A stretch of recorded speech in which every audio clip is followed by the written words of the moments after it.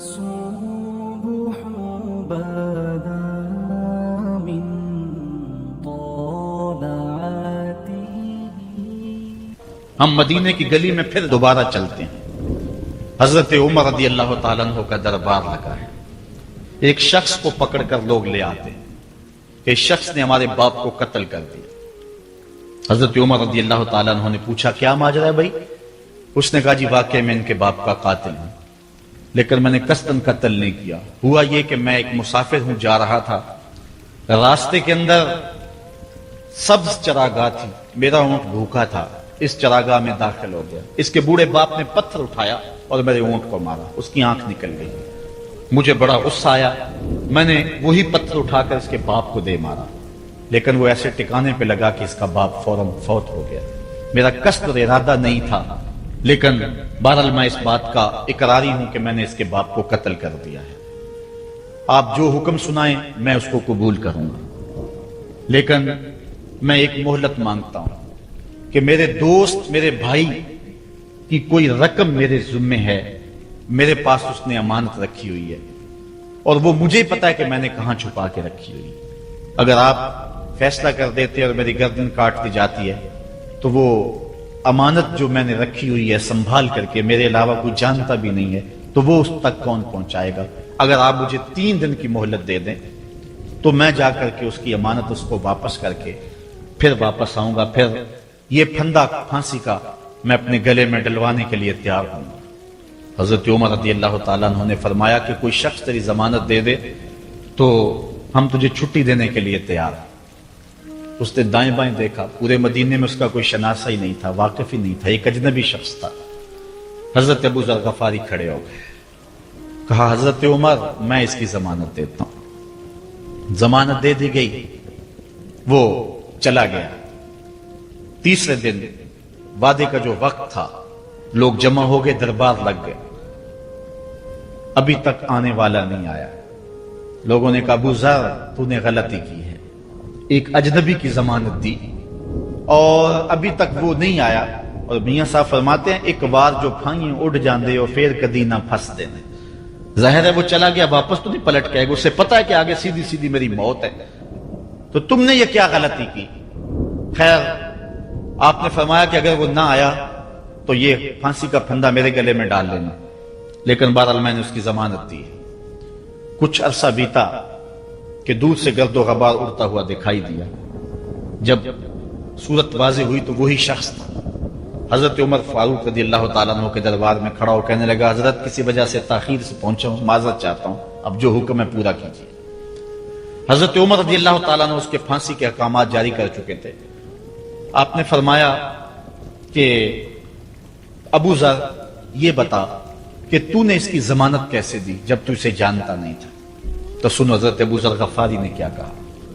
کہا ایک اجنبی میرے محمد کے مدینے میں پناہ مانگ رہا تھا اور اس نے چاروں سمت دیکھا اور کوئی شخص نہیں تھا جو اس کو امان دیتا اور اس کی ضمانت دیتا، تو میں نے اس لیے ضمانت دے دی کہ نہ بھی آیا تو اپنی جان چلی جائے گی، کل کو یہ تو نہیں کہے گا کہ محمد کے مدینے میں کسی نے ضمانت مانگی تھی، پورے شہر میں کوئی ضمانت دینے والا نہیں تھا۔ اس کو کہا کہ انہوں نے تو ضمانت دے دی، میاں اب تو بتا کہ تو چلا گیا تھا، تجھے جانتا کوئی نہیں تھا، نہ پلٹ کے آتا تو تجھے کوئی پوچھنے والا نہیں تھا، تو تو نے یہ دوبارہ موت کے منہ میں کیوں اپنا سر رکھا ہے؟ تو اس نے کہا کہ میں نے کہا کہ ایک اجنبی کی ضمانت ایسے شخص نے دی ہے جو مجھے جانتا بھی نہیں ہے، اور اگر میں نہ گیا تو لوگ قیامت تک اجنبیوں پر بھروسہ نہیں کریں گے کہ اجنبی یوں سلوک کیا کرتے ہیں۔ تو حضرت عمر رضی اللہ تعالیٰ عنہ اس کے پھانسی کے احکام جاری کیے، تو جن کے باپ کو قتل کیا تھا وہ بیٹے کھڑے ہو گئے، کہنے لگے تاریخ کی کالک ہم اپنے منہ پہ ملیں گے، ہم بھی اپنے باپ کے قاتل کو معاف کر دیتے ہیں۔ یہ ہماری تاریخ ہے، یہ ہماری کہانی ہے، لیکن آج ہم کس جگہ پہ کھڑے ہیں اور کیا ہماری صورتحال ہے؟ نہ ہمارا کردار رہا اور نہ ہمارا کوئی تشخص رہا۔ آج ہم نے اپنا تشخص بھی مٹا کے رکھ دیا۔ ایک عورت ہے مسجد نبوی میں نماز پڑھنے جاتی ہے، یہ حضرت عمر کے دور خلافت کی کہانی ہے۔ تو ایک نوجوان راستہ روک کے کھڑا ہو جاتا.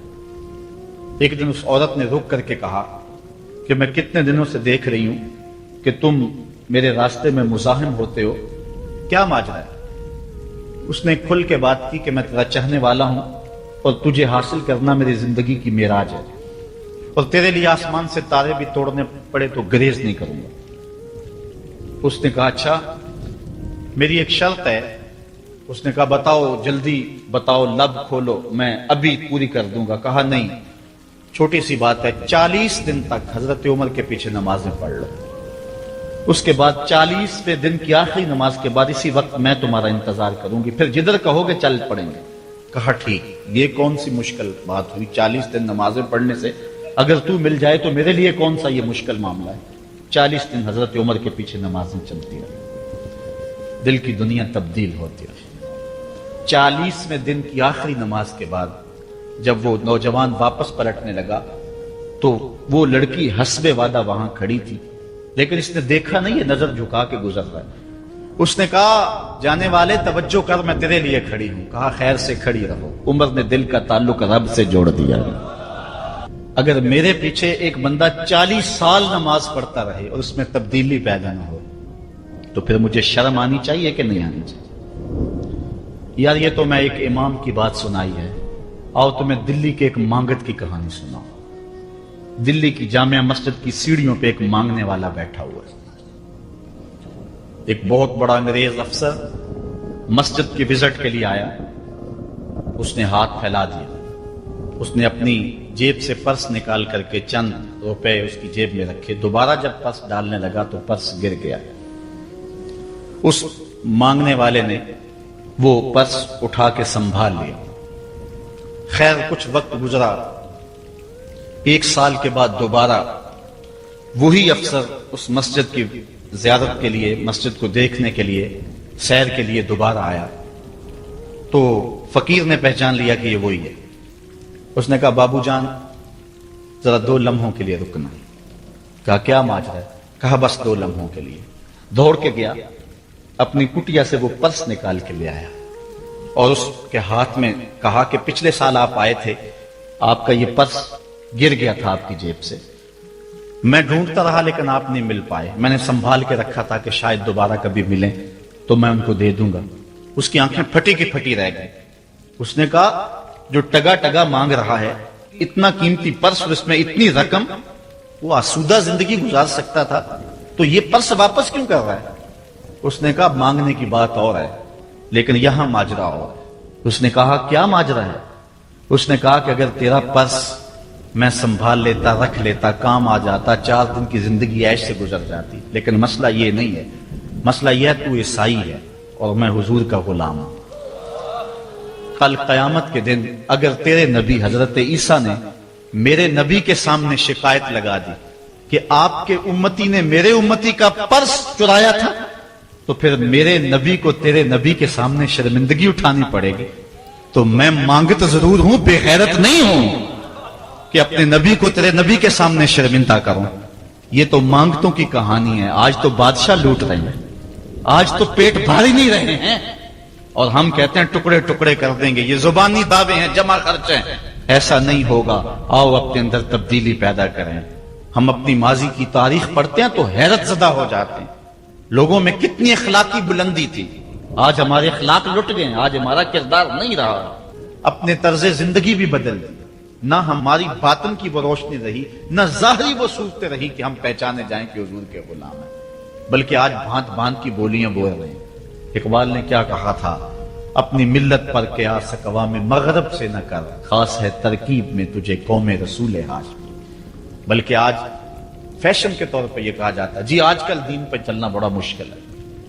یہ آپ بھی سنتے ہوں گے, لوگ کہتے ہیں جی آج کل دین پہ چلنا بڑا مشکل ہے. یہ کون کہہ رہا ہے؟ جو مسجد میں آتا ہے تو موسم کے مطابق گرم اور سرد پانی دستیاب ہے, اس کے لیے ماحول ہے, اس کے لیے خوبصورت قالین بچھے ہوئے ہیں, مخملی مسلے رکھے ہوئے ہیں. جو نرم اور گداز مسلوں پہ پیشانی رکھ کر کے سجدہ کرتا ہے وہ بطور فیشن کہہ رہا ہے جی آج کل دین پہ چلنا بڑا مشکل ہے. میں اس کے جواب میں کہا کرتا ہوں, میاں تیرے لیے مشکل ہے یا کربلا والے حسین کے لیے مشکل تھا؟ انہوں نے تو نہیں کہا کہ دین پہ چلنا مشکل ہے. تیرے لیے مشکل ہے دین پہ چلنا، یہ حضرت بلال حبشی کے لیے مشکل تھا، جنہوں نے تپتی ہوئی ریت پہ سجدے کیے، گلے میں رسا ڈال کر کے گھسیٹا گیا، اور انہیں پاؤں میں زنجیریں ڈال کر کے مکے میں کھینچا گیا، ہاتھوں اور پاؤں میں میخیں ٹھونک دی گئی، چکی پسرائی گئی، لیکن بلال ہیں کہ آگے مسکرا رہے۔ کسی نے گزرتے ہوئے کہا بلال عجیب تماشا ہے، عجیب کہانی ہے کہ وہ تمہیں مار رہے ہیں اور تم آگے سے مسکرا رہے ہو۔ تو سنو حضرت بلال نے کیا جواب دیا۔ حضرت بلال فرمانے لگے میاں تم جاؤ نا بازار میں مٹی کا برتن بھی خریدنے، تو اس کو بھی ٹھونک بجا کے دیکھتے ہو کہیں کچا تو نہیں ہے، اس کی آواز تو خراب نہیں ہے۔ کہا تم تو مٹی کا پیالہ بھی خریدو تو ٹھونک بجا کے دیکھتے ہو کہیں کچا تو نہیں ہے، میرا مالک مجھے خرید رہا ہے، دیکھ رہا ہے بلال کہیں کچا تو نہیں ہے۔ میں کہتا ہوں مالک کھال ادڑ بھی جائے گی، حق حق کی آوازیں ختم نہیں ہوں گی۔ زخم پہ زخم کھا کے جی خون جگر کے گھونٹ پی، آہ نہ کر لبوں کو سی، یہ عشق ہے دل لگی نہیں۔ تو یہ ایک دین گریزی ہے، یہ عمل گریزی ہے۔ جی آج کل بڑا مشکل ہے، پہلی بات ہے مشکل ہو بھی تو ہمارے پاس کوئی دوسرا آپشن موجود نہیں ہے۔ ہم ان لوگوں کی کہانیاں بھول سکتے ہیں کہ جنہوں نے اس دین کے راستے کے اندر دکھ بھی سہے، ان کو ٹکڑے بھی کر دیا گیا، ان کو 2 اونٹوں کی پچھلی ٹانگوں سے باندھ کر کے 2 ٹکڑوں میں بانٹ بھی دیا گیا، لوہے کی کنگھیوں سے بدن چھیدے بھی گئے، ہڈیاں توڑی بھی گئیں، آگ میں ڈالا بھی گیا، جلتے اور کھولتے تیل میں پھینکا گیا، لیکن انہوں نے رب کا نام نہیں چھوڑا، رسول کا نعرہ نہیں چھوڑا۔ اور آج ہم کہتے ہیں جی بڑا مشکل ہے آج کل دین پہ چلنا، اور یہ مولویوں نے مشکل بنائی ہوئی ہے، یار دین اتنا بھی مشکل نہیں ہے، یہ کوئی بات نہیں ہے۔ ہم سر سے لے کر پاؤں تک اسلام میں داخل ہوں، یہ ہمارے رب کا ہم سے یہ تقاضا، یا ایھا الذین آمنوا ادخلوا فی السلم کافہ، اے ایمان والو دین میں پورے پورے داخل ہو جاؤ، پورے پورے داخل ہو جاؤ۔ تمہاری وضاحت، انداز زندگی، طرز معاشرت یہ بتائے کہ تم حضور کے غلام۔ جو غیروں کے طرز زندگی کو اپنا رہا ہے اور ان کو جو ہے وہ پسند کر رہا ہے، وہ سوچے اپنے اندر اترے اور مت کسی کے دھوکے میں رہے۔ میں کہتا ہوں آج اگر کوئی یہ میٹرک پڑھے لڑکے بھی یہ سکول کھول لیتے ہیں گلی میں محلے میں، 200 بچے لے کر کے بیٹھ جاتے ہیں اور ان کو بھی ایک باقاعدہ یونیفارم دیتے ہیں، اس طرح کی ٹائی ہوگی، اس طرح کی شرٹ ہوگی، اس طرح کے بوٹ ہوں گے، گرمیوں میں اس طرح کا لباس ہوگا، سردیوں میں اس طرح کا لباس ہوگا۔ کبھی کسی نے نہیں کہا کہ یہ کیا قدغن لگاتے ہو؟ جس طرح کا بچہ لباس پہننا چاہے اس کو آزادی ہونی چاہیے، یہ کیا تم نے ایک خاص لباس متعین کر دی ہے؟ کہتے ہیں جی ان کا نظام ہے نا، ایک سکول ہے اور یونیفارم ہے اس کا، یار ایک پرائمری سکول کا بھی یونیفارم ہوتا ہے، تو کیا محمد عربی کے دین کا کوئی یونیفارم نہیں ہے؟ حضور علیہ الصلوۃ والسلام کی زندگی، حضور علیہ الصلوۃ والسلام کے شب و روز اور حضور علیہ الصلوۃ والسلام کا انداز معاشرت، حضور کی وضاحت، حضور کا لباس، یہ اپناؤ اور یہی زندگی کا حسن ہے۔ اسلام کے حوالے سے معذرت خواہانہ رویہ ترک کر دینا چاہیے ہمیں۔ اور آج ہمارے جو ہے وہ محراب و منبر کے جو وارثین ہیں انہوں نے بھی مسالت کر لی ہوئی ہے، جو کوئی بات نہیں ہے۔ اسلام صرف زبان سے اسلام کہہ دینے کا نام نہیں ہے۔ چمی گوہم مسلمانم بلرزم کہ دانم مشکلات لا الہ۔ جب میں کہتا ہوں میں مسلمان ہوں تو کانپ جاتا ہوں، اس لیے کہ لا الہ الا اللہ کے تقاضوں کو سمجھتا ہوں۔ جب بیعت عقبہ ثانیہ ہوئی ہے تو حضرت اسد بن زرارہ کھڑے ہو گئے، جب صحابہ حضور سے بیعت کرنے لگے اور 70 تعداد تھی ان کی، تو حضرت اسد بن زرارہ خزرجی کھڑے ہو گئے اور ان کو کہا کہ اے انصار، ان سے بیعت کرنے سے قبل سوچ لو، یوں ہی بے توجہی میں ہاتھ نہ بڑھا دینا، بے خبری میں یوں ہی ایسے ہی ہاتھ نہ بڑھا دینا، پہلے سوچ لو۔ بیعت کرنے کا مقصد یہ ہے تمہیں جو ہے وہ وقت کے جبر کے ساتھ پورے عرب کے ساتھ ٹکر لینا ہوگی، جو بھی کفر کے نظام کا حصہ ہے تم اس کے ساتھ ٹکراؤ کرنا ہوگا، اور حتیٰ کہ تمہاری کھال بھی ادھیڑ دی جائے گی، سخت تلواروں سے تمہارے کلیجے چبائے جائیں گے، اگر تم اس کے لیے تیار ہو تو پھر آؤ بیعت کرو۔ یہ نہیں ہے کہ بس تم کہہ لو کہ ہم مسلمان اور بس کافی ہے، نہیں۔ چمی گوئے مسلمانم بلرزم کہ دانم مشکلات لا الہ۔ آج ہمیں اس سمت بھی آنے کی ضرورت ہے، اس انداز سے دیکھنے کی ضرورت ہے کہ ہم سر سے لے کر پاؤں تک اسلام کے سانچے میں آئے۔ ہمارے اصلاح کے حوالے سے ایک اہم پوائنٹ جس پر میں آپ کی توجہ دلانا چاہتا ہوں وہ یہ ہے کہ فرائض و واجبات کو ترجیحی بنیادوں پہ رکھیں۔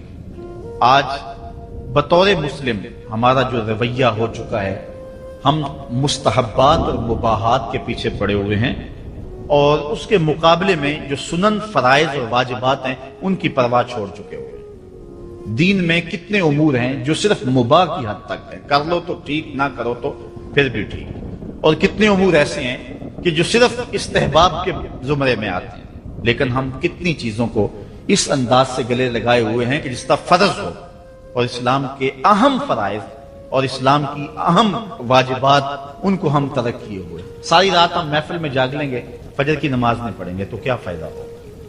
ہم حضور علیہ الصلوۃ والسلام کے میلاد پہ جھنڈیاں بھی لگا لیں گے, سب کچھ کر لیں گے, لیکن حضور علیہ الصلوۃ والسلام کی سنت سیرت کو ترک کر دیں گے, تو بتاؤ کہ اس سے کیا حضور کی رضا میں حاصل ہو جائے گی؟ ہاں, اگر فرائض کی ادائیگی کے بعد ان کاموں کو کرو تو یہ تمہارے لیے بہتری کا سامان ہے. آؤ اس پر ایک دو روایات آپ کے سامنے رکھوں. ایک طرف حضور علیہ الصلوۃ والسلام سے محض محبت کا دعویٰ ہے, اور ایک حضور علیہ الصلوۃ والسلام کے دیے ہوئے دین کو اور حضور علیہ الصلوۃ والسلام کے پیغام کو اپنانا ہے. بلکہ ایک طرف اپنی طرف سے اظہار محبت ہو اور وہ سچائی ہو, اور دوسری طرف حضور کا حکم ہو تو حکم ترجیح پا جائے گا. حضرت عبداللہ ابن رواحہ رضی اللہ تعالی عنہ, یہ حضور علیہ الصلوۃ والسلام کے درباری شاعر ہیں. ویسے تو 34 سے 35 لوگ حضور علیہ الصلوۃ والسلام کی باقاعدہ نعت خوانی کرتے تھے. ویسے تو ہر صحابہ حضور کا نعت خواں تھا, لیکن یہ باقاعدہ حضور کی ثنا کیا کرتے تھے. لیکن 3 اصحاب جو ہیں یہ خاص طور پہ حضور علیہ الصلوۃ والسلام کے درباری نعت خواں کہلاتے ہیں. حضرت کعب بن زہیر, حضرت حسان بن ثابت اور حضرت عبداللہ ابن رواحہ رضی اللہ تعالی عنہ. حضرت عبداللہ ابن رواحہ کو حضور نے حکم دیا کہ صبح فجر کی نماز کے بعد ہی تم لوگوں کو لے کر کے فلاں جنگ کے لیے نکل جانا. اب یہ بات سمجھ میں یہاں آ رہی ہے کہ حضور علیہ الصلوۃ والسلام کے نعت خواں صرف نعت خواں ہی نہیں تھے, وہ مجاہد بھی تھے. وہ تلوار بھی اٹھاتے تھے, وہ جنگیں بھی کیا کرتے تھے. اور حضرت عبداللہ ابن رواحہ جن کا یہ میں تذکرہ کر رہا ہوں, یہ جنگ موتا کے اندر ان کی شہادت ہوئی ہے. یعنی یہ نہیں ہے کہ صرف زبانی دعویٰ اور جو ہے وہ عمل نہیں ہے. حضور علیہ الصلوۃ والسلام کی حرمت پہ حملہ ہو اور میدان کے اندر کوئی شخص نہ آئے اور اسٹیج کے اوپر جتنے مرضی دعوے کرتا رہے, اس کے دعوے قبول نہیں ہوں گے. تو اب حضرت عبداللہ ابن رواحہ رضی اللہ تعالیٰ عنہ کا عمل دیکھیے, نعت خواں بھی ہیں اور مجاہد بھی ہیں دین. حضور نے فرمایا عبداللہ ابن رواحہ ان لوگوں کو لے کر صبح چلے جانا. حضرت عبداللہ ابن رواحہ کے پاس تیز رفتار گھوڑا تھا. آپ نے سب لوگوں کو صبح رخصت کر دیا, لیکن خود رک گئے اس لیے کہ دن تھا جمعے کا. سوچا کہ دوبارہ پتہ نہیں حضور سے ملاقات ہو نہ ہو, جنگ پہ جا رہے ہیں, حالات کیا ہوں, اس لیے میں بعد میں تیز رفتار گھوڑے سے ان لوگوں کے ساتھ مل جاؤں گا, رک جاتا ہوں تھوڑی دیر, حضور کے پیچھے جمعہ المبارک کی نماز ادا کر لیتا ہوں, یہ اعزاز بھی مل جائے اور وہ حکم تھا وہ بھی پورا ہو جائے. تو حضرت عبداللہ ابن رواحہ رضی اللہ تعالی عنہ نے نماز جمعہ ادا کی. حضور علیہ الصلوۃ والسلام نے فرمایا, اے عبداللہ بن رواحہ, میں نے تو تمہیں حکم دیا تھا کہ صبح تم چلے جانا, لیکن تم یہاں موجود ہو. عرض کی حضور, میں نے یہ عزم کیا ہے کہ میں ان کے ساتھ شامل ہو جاؤں گا, لیکن رکا اس لیے ہوں تاکہ آپ کے ساتھ جمعہ المبارک پڑھنے کی سعادت حاصل کر لوں. اب یہ سعادت چھوٹی نہیں تھی. حضور علیہ الصلوۃ والسلام کی اقتداء میں نماز, اور وہ بھی نماز جمعہ, کتنی بڑی سعادت ہے. لیکن حضور نے کیا فرمایا سنیے, اور اس مختصر سی بات سے بہت کچھ سمجھیے. حضور نے فرمایا, لو انفقت ما فی الارض جمیعا ما ادرکت فضل غدوتہم. اے ابن رواحہ, اگر تو ساتھ اس کے ضمن میں اگر جو ہے وہ محبت کے مظاہر بھی سامنے آ جائیں تو اس میں کوئی قباحت نہیں ہے. اور اس پر روایت حضرت عبداللہ بن قراد رضی اللہ تعالی عنہ سے, اور یہ صحیح بخاری میں موجود ہے, کہ آقا کریم علیہ السلام نے وضو فرمایا, اور وضو کا پانی زمین پر صحابہ گرنے نہیں دیتے, اپنے منہ پہ اور اپنے چہروں پہ مل لیتے ہیں. تو آقا کریم علیہ السلام نے فرمایا, ما یحملکم علی ھذا, صحابہ تمہیں اس بات پر کس شے نے ابھارا ہے, میرے وضو کے پانی کو جو تم زمین پر نہیں گرنے دیتے, تو اس کا سبب کیا ہے؟ تو حضرت عبد الرحمن بن قراد کہتے ہیں کہ صحابہ نے کہا, قالوا حب اللہ و رسولہ, اللہ اور اس کے رسول کے پیار نے ہمیں اس بات پہ ابھارا ہے. تو حضور علیہ الصلوۃ والسلام نے جو ارشاد فرمایا, اس عمل سے نفی نہیں کی, لیکن ساتھ حضور نے فرمایا, جو چاہتا ہے اللہ اور اس کا رسول اس سے پیار کرے, اور وہ اللہ اور اس کے رسول سے پیار کرے, اسے 3 چیزوں کا خیال رکھنا چاہیے. ایک, جب بھی بولے سچ بولے, اور جب بھی اس کے پاس کوئی امانت رکھے تو امانت کو ادا کرے, اور اپنے ہمسایوں کے ساتھ حسن سلوک کرے. یعنی اگر وہ اس مظاہرہ محبت میں شامل ہو گیا اور حضور کے وضو کا پانی اس کے ہاتھ سے مس ہو گیا اور اس نے برکت سے اپنے منہ کے ساتھ مل لیا ہے, تو اس کا یہ مطلب نہیں ہے کہ جو باقی اعمال ہیں ان سے ان کو چھٹی مل گئی. یہ مفہوم ہے اس حدیث کا. اگر کوئی بندہ محفل میلاد منعقد کر لیتا ہے, دیگر امور مستحبات کی ادا کرتا ہے, تو اس کا یہ مطلب نہیں ہے کہ اب نماز نہ پڑھے اس کو کوئی پرواہ نہیں ہے، وہ بخشا گیا ہے، جس طرح کہ آج کل ہمارے ثنا خان جو ہے تاثر دیتے ہیں کہ جو محفل میلاد میں آ گیا وہ بخشا گیا۔ اللہ تعالیٰ چاہے اس کے لیے کوئی مشکل نہیں ہے، لیکن جو دین ہے اس دین کو ہلکا کرنے والی بات ہے۔ بلکہ آج کل تو ممبر و محراب پر جنت اور دوزخ کا مذاق اڑایا جا رہا ہے۔ ایک بندہ کہہ رہا ہے کہ ہوئے تو کیڑی جنت دا کرنا ہے تذکرہ؟ میں نے کہا میاں اسی جنت کا جس جنت کے لیے حضور لمبے لمبے ہاتھ اٹھا کے دعا مانگا کرتے تھے اور فرماتے جب اللہ سے مانگو تو جنت الفردوس مانگو۔ اور ایک بولا کہ مجھے دیکھ کر جہنم کو بھی آئے پسینہ۔ ہمارے استاد فرمایا کرتے تھے بیٹے تیرے منہ میں آج طوطی بولتا ہے جو مرضی کہہ لے، یہ تو کل قیامت کے دن پتا چلے گا کہ پسینہ کس کو آتا ہے، تجھے آتا ہے یا جہنم کو آتا ہے۔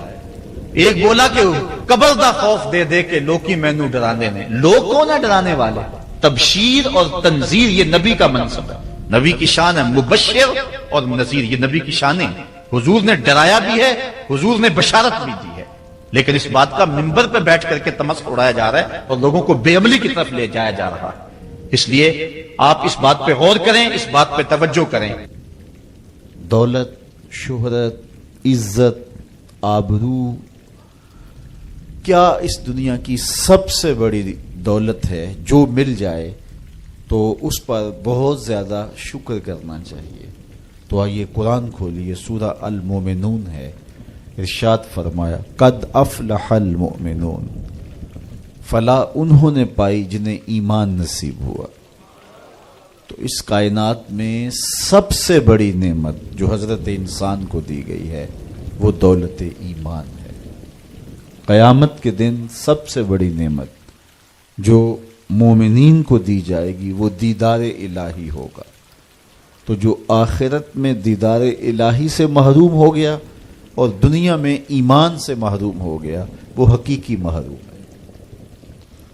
ایک شخص چرخ میں اڑتا ہے، ہواؤں میں جھومتا ہے، جھولتا ہے، ہر دولت اس کو میسر ہے، عزت شہرت اس کی باندھی ہے، وقار تکریم اسے حاصل ہے، دنیا جانتی ہے، زمانہ سے لوٹ کرتا ہے، جو چاہتا ہے وہ ہو جاتا ہے، ہر عیش و عشرت میسر ہے، لیکن اس کے سینے میں ایمان کا چراغاں نہیں، کوڈی مول نہیں ہے اس کا۔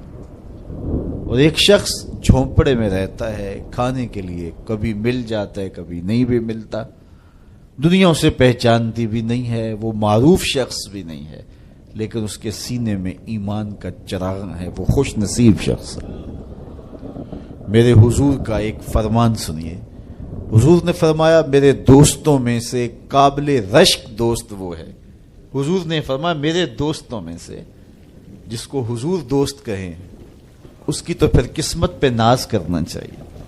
کہا میرے دوستوں میں سے جو قابل رشک دوست ہے وہ ہے جس کا سامان دنیا تھوڑا ہے، نمازیں زیادہ ہیں۔ جب وہ چلتا ہے تو اس کی طرف اشارہ بھی نہیں ہوتا، یہ فلاں صاحب جا رہے ہیں، کوئی ایسا معروف شخص نہیں، کوئی بہت عہدہ ساتھ نہیں لگا ہوا کہ جب چلے تو لوگ کہیں یہ فلاں جا رہے ہیں۔ اللہ اکبر۔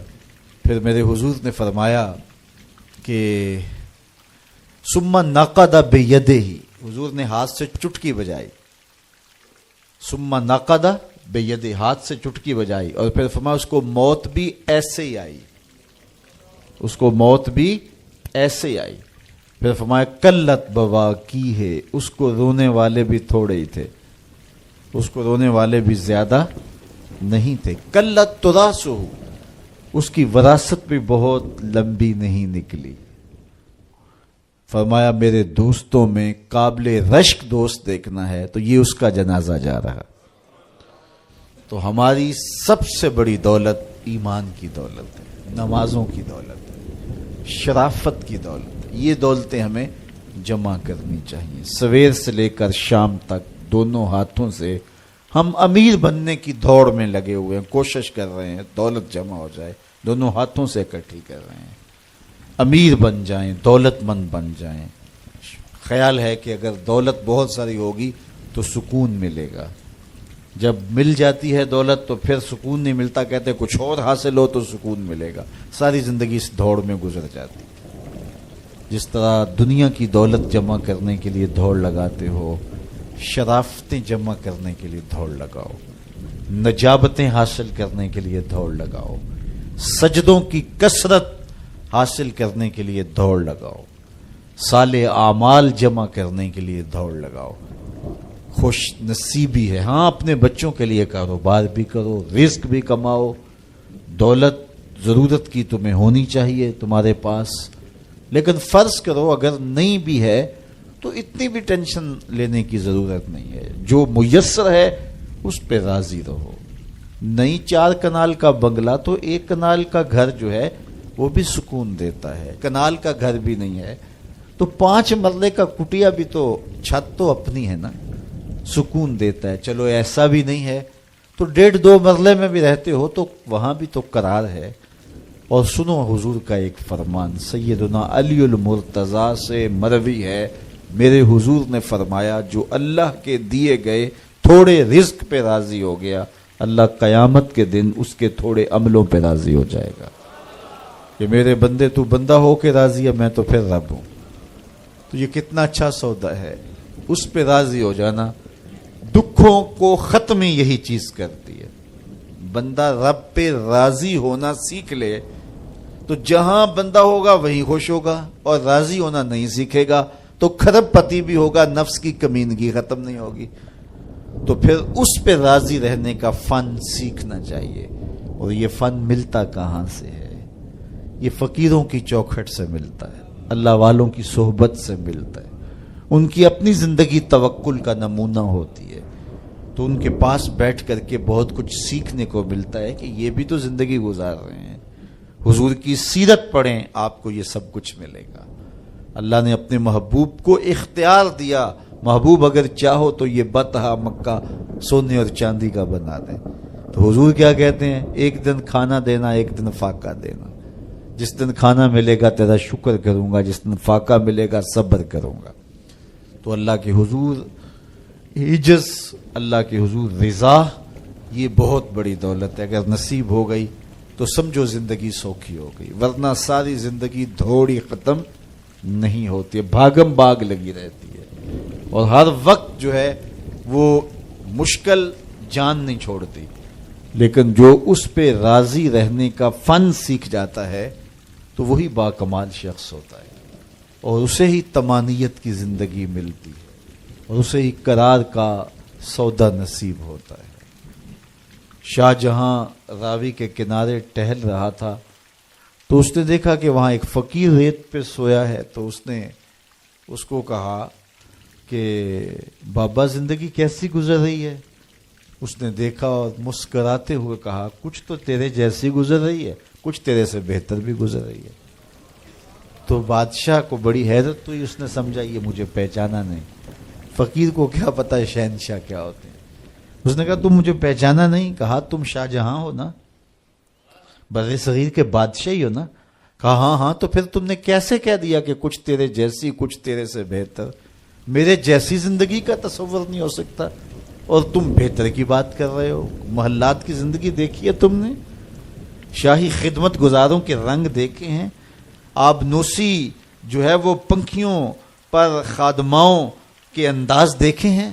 تمہیں کیا پتا کہ شاہی زندگی کیسے ہوتی ہے؟ کہا بادشاہ جب رات پڑتی ہے اور تو مخملی اور خوبصورت بستروں پہ سوتا ہے، پھولوں کی لگی ہوئی سیج پہ لیٹتا ہے، میں اس ریت پہ سو جاتا ہوں، اور جب نیند آ جاتی ہے تمہیں بھی خبر نہیں ہوتی کہاں پڑا ہوں، خبر مجھے بھی نہیں ہوتی۔ اس وقت میری اور تمہاری زندگی ایک جیسی گزر رہی ہوتی ہے۔ تو کہا میرے سے بہتر؟ کہا جب سحری کا وقت ہوتا ہے تم سو رہے ہوتے ہو، میں اٹھ کے اس سے لو لگا دیتا ہوں، یہ میرا وقت تیرے سے بہتر گزر رہا ہوتا ہے۔ تو جب انسان اس پہ راضی ہو جائے تو پھر اس کو زندگی گزارنے کا مزہ آتا ہے۔ بات لمبی نہ ہو تو سب سے قیمتی اثاثہ جو ہمیں دیا گیا ہے وہ ایمان ہے۔ اللہ تعالیٰ کا شکر ہے، ہم بڑے غریب ہوں گے، ہم میں سے بہت سارے لوگ مقروض بھی ہوں گے، بہت سارے لوگ ایسے ہوں گے جن کا ذاتی گھر نہیں ہوگا، کرائے پہ رہتے ہوں گے، بہت سارے لوگوں کے کندھوں پر بیٹیوں کی شادیوں کا بوجھ بھی پڑا ہوگا کہ اتنی بڑی ذمہ داریاں ہیں، میں نے ان کو نبھانا ہے، بہت سارے لوگ کاروباری پیچیدگیوں میں پھنسے ہوں گے، بہت سارے لوگ بیماریوں میں مبتلا ہوں گے، آپ میں سے بہت سارے لوگ مقدمات کی مشکلات میں بھی ہوں گے، دیگر دکھوں میں ہوں گے، اپنوں بیگانوں کی بے وفائیوں کے صدمے بھی ہوں گے، داغ بھی ہوں گے، بہت کچھ ہوگا، لیکن یہ ساری پریشانیاں ایک طرف، اس بات کا شکر ادا کیجئے اللہ نے ہمیں ایمان کا نور عطا فرمایا، ہمارے سینے ایمان کے نور سے خالی نہیں ہیں۔ میرے والد گرامی اللہ ان کی قبر پہ کروڑوں رحمتوں کا نزول کرے، ایک شعر جھوم کے پڑھا کرتے تھے، محمد جانے جانا ہے پیغمبر ہو تو ایسا ہو، رسولوں کی بشارت سے مبشر ہو تو ایسا ہو، امر توقیر کا سب کو موکر ہو تو ایسا ہو، کیا ہم کو غلام ان کا مقدر ہو تو ایسا ہو۔ تو یہ ہمارے بخت کہ ہمیں حضور کا غلام ہونے کی سعادت بخشی گئی۔ قد افلح المؤمنون، فلا انہوں نے پائی جو اہل ایمان ہیں۔ الذین هم فی صلاتہم خاشعون، یہ وہ خوش نصیب لوگ ہیں جو نماز میں خشوع کرتے ہیں، گڑ گڑاتے ہیں، اللہ کے حضور عاجزی کرتے ہیں، ان کی آنکھیں آنسوؤں کا خراج دیتی، عجز کرتے ہیں اس کے حضور۔ یہ سعادت مندی ہے، نماز میں خشوع نصیب ہو جانا۔ میرے حضور نے ارشاد فرمایا، جب حضرت جبریل حضور کے پاس آئے اور حضور کی خدمت میں ادب سے بیٹھ گئے تو انہوں نے کچھ سوال پوچھے، تو ان سوالوں میں سے ایک سوال یہ تھا کہ حضور مجھے احسان کے بارے میں خبر دیجیے۔ تو آقا کریم نے ارشاد فرمایا کہ تو اپنے رب کی عبادت اس طرح کرے کہ تو اسے دیکھتا ہے، اور اگر یہ کیفیت پیدا نہیں ہوتی تو کم از کم یہ کیفیت پیدا ہو کہ وہ تمہیں دیکھ رہا ہے۔ تو جب یہ تصور ہوتا ہے کہ وہ ہمیں دیکھ رہا ہے تو پھر حرکات و سکانات مرتب ہو جاتی ہیں۔ ہم جاتے ہیں نا کسی جگہ پہ تو وہ کہتے ہیں جناب آپ لائیو جا رہے ہیں، تو پھر کپڑے سوار کے بیٹھ جاتے ہیں، اعضاء کا جو ہے وہ نظم قائم رکھتے ہیں کہ اتنے لوگ دیکھ رہے ہیں تو ہم اپنی حرکات و سکانات کو مرتب رکھیں، منظم رکھیں۔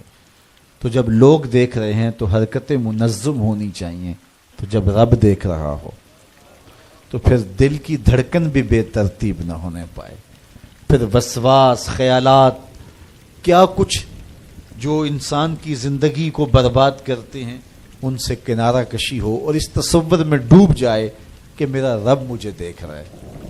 یار کسی کی ماں اس کو پیار سے دیکھ رہی ہو تو پھر وہ نشہ نہیں اترتا، باپ دیکھ رہا ہو پیار سے تو وہ اپنا رنگ ہوتا ہے، استاد شفقت سے دیکھ رہا ہو، مرشد دیکھ رہا ہو کسی کو تو پھر وہ نشہ نہیں جاتا، تو کیا تصور میں بندہ ڈوب جائے کہ میرا رب مجھے دیکھ رہا ہے۔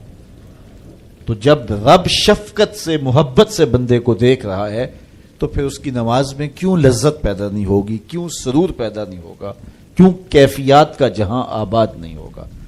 تو فرمایا کہ وہ پھر خشوع کرتے ہیں، گڑ گڑاتے ہیں، روتے ہیں، عجز و انکساری کرتے ہیں، ان کی نمازیں پھر کس انہماک کے ساتھ، کس محبت کے ساتھ، کس پیار کے ساتھ ادا ہوتی ہیں، ان کے سجدوں کی کیفیت کیا ہوتی ہے۔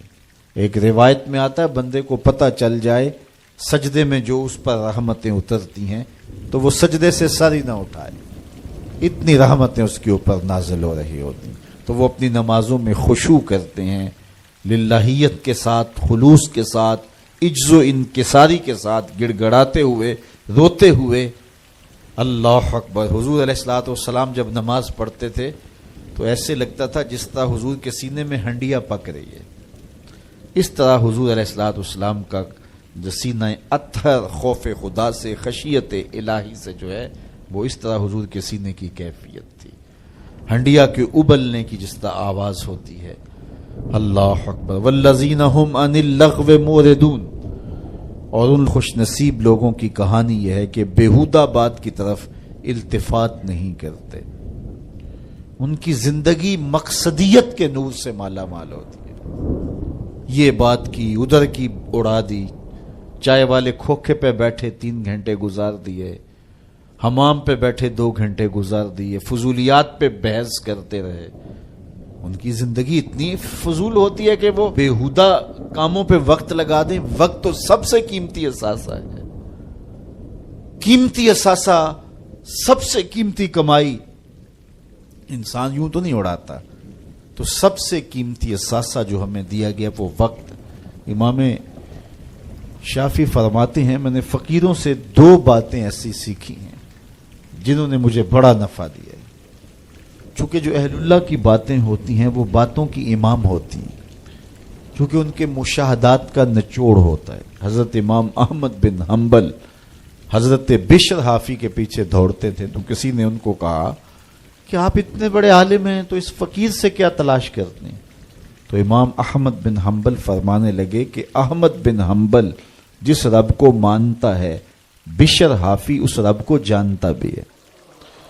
تو ان سے بڑی باتیں ملتی ہیں ہمیں. تو کہا فقیروں کی 2 باتوں نے مجھے بڑا ہی فائدہ دیا. ان میں سے ایک بات یہ، الوقت سیف قاطع، وقت کاٹ دینے والی تلوار ہے.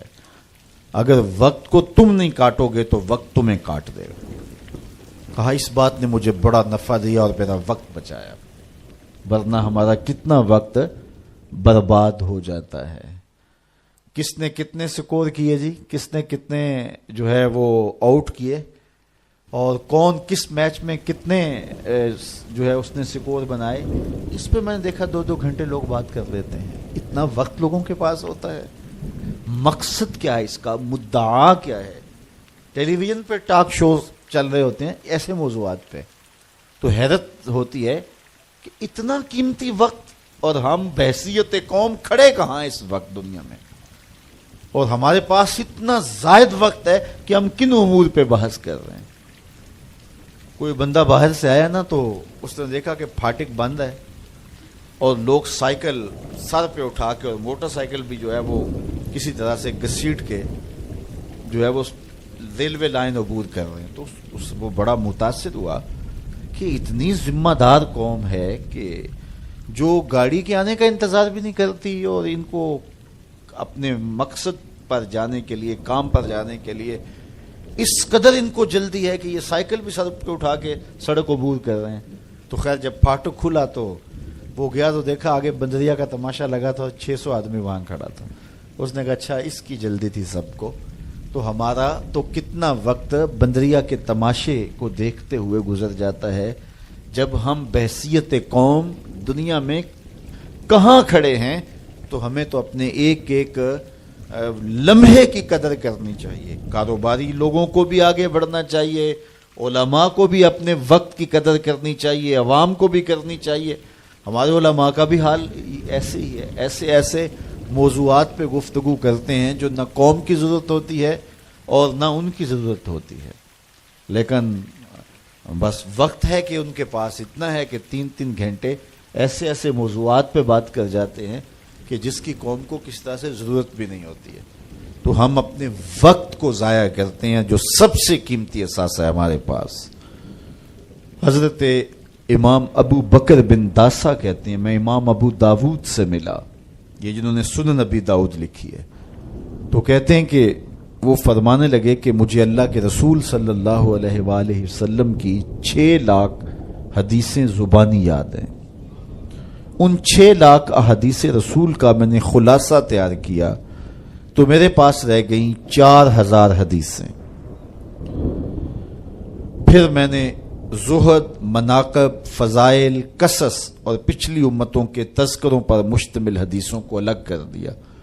جن احادیث سے صرف مسائل شرعیہ کا استنباط و استخراج کیا جا سکتا تھا میں نے ان کو الگ کیا تو میرے پاس رہ گئیں 800 حدیثیں.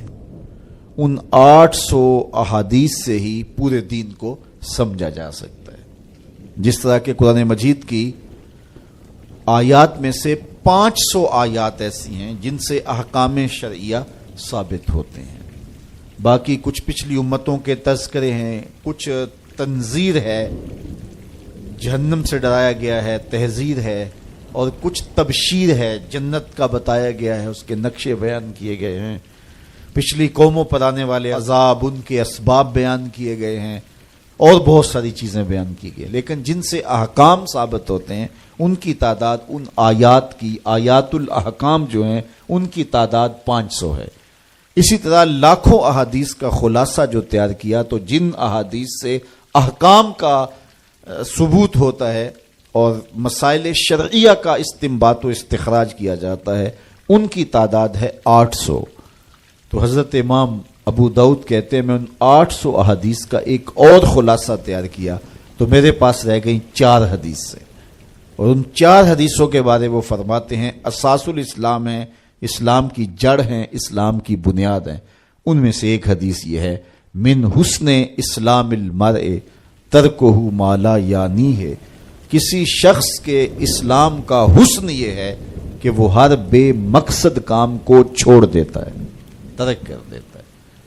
اللہم صلی علی سیدنا و مولانا محمد، اللہم صلی علی سیدنا و مولانا محمد۔ اللہ کے شیر ہے در کرار پر درود، اللہ کے شیر ہے در کرار پر درود، اللہ کے شیر ہے در کرار پر درود۔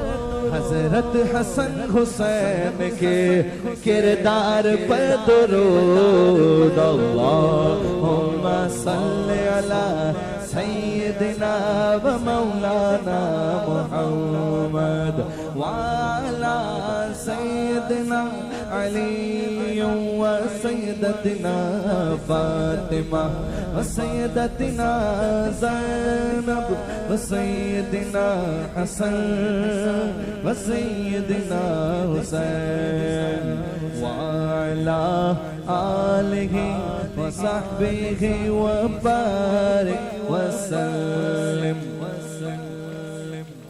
زینب کی بارگاہ میں